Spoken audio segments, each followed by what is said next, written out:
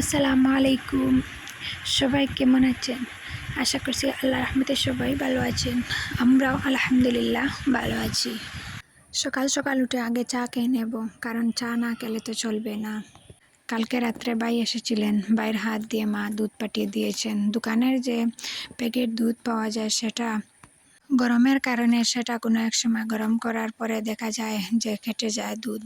সব সময় যে খারাপ থাকে তা নয়, তবে এই বয়ে আর দোকান থেকে প্যাকেট দুধ আনতে ইচ্ছা করে না। তো যাই হোক, চা খেয়ে রান্না করতে শুরু করে দিলাম। এখানে আলু আর টমেটো কেটে রেখে দিয়েছিলাম। আজ মাছ দিয়ে আলু আর টমেটো রান্না করে নিব।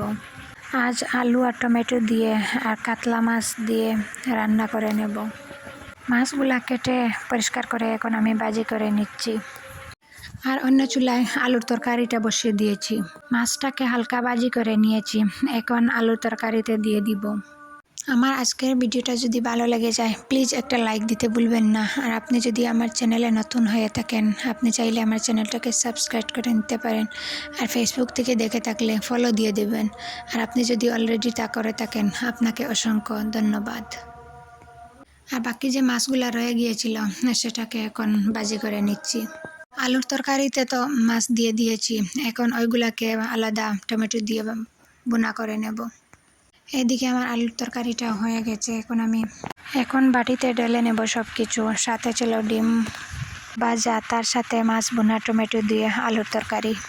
দুপুরের খাওয়া দাওয়া শেষ করে ভাবছিলাম আজ সন্ধ্যাবেলায় কী খাবো। তারপরে আমার ছেলে বলল সে নাকি মুড়ি মাখা খাবে। তার বাবা দোকান থেকে শুকনা মটর আর ভুজিয়া নিয়ে এলেন, আমি সাথে সাথে মুড়ি মাখা করে নিলাম। মুড়ি মাখাটা তো অনেক দিন দেখিয়েছি, তাই আজ আর দেখালাম না।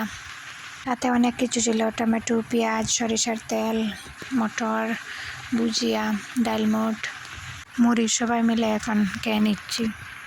আজকে জালটা একদম কম করে দিয়েছি, আমার মেয়ে আবার জাল হলে খেতে পারবে না, তাই সে আর কি খাবে, তাকে যা দিয়েছিলাম তারপরে আমি খেয়ে নিয়েছি, তাকে তো কিছুই খাওয়ানি যায় না।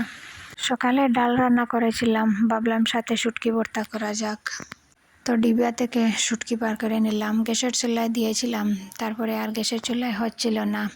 মাটির চুলায় নিয়ে গিয়ে ভালো করে পুড়ে নিয়ে এলাম। মাটির চুলাতে যেভাবে সুন্দরভাবে হয় সেটা গ্যাসের চুলাতে হয় না ভালোভাবে।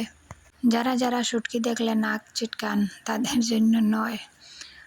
আমি আবার শুটকি ভর্তা খুব পছন্দ করি। এইভাবে বানালে আমার কাছে খুব ভালো লাগে খেতে। একবার বানিয়ে দেখবেন এইভাবে। পেঁয়াজ, লঙ্কা গুঁড়া, সাথে সরিষার তেল, লবণ আর শুটকি দিয়ে ভালো করে মেখে নিয়ে আগে আমি মাঝখানের কাঁটাটা ফেলে দিয়েছি। সাইডের যে কাঁটাটা সেটাও ফেলতে হবে, সেটাকে আমি খুব ভালো করে ফেলে দিয়ে এখন ভালো করে মেখে নিচ্ছি। ডাল, কাঁচামরিচ, লেবু, শুটকি ভর্তা আজকে জমে যাবে। অনেক দিন পর শুটকি ভর্তা করলাম, সত্যি খুব ভালো লাগছিল খেতে। তো আমার আজকের ভিডিওটা এই পর্যন্ত। সবার সুস্বাস্থ্য কামনা করে আপনাদের কাছ থেকে বিদায় নিয়ে নিচ্ছি। আল্লাহ হাফিজ। আসসালামু আলাইকুম।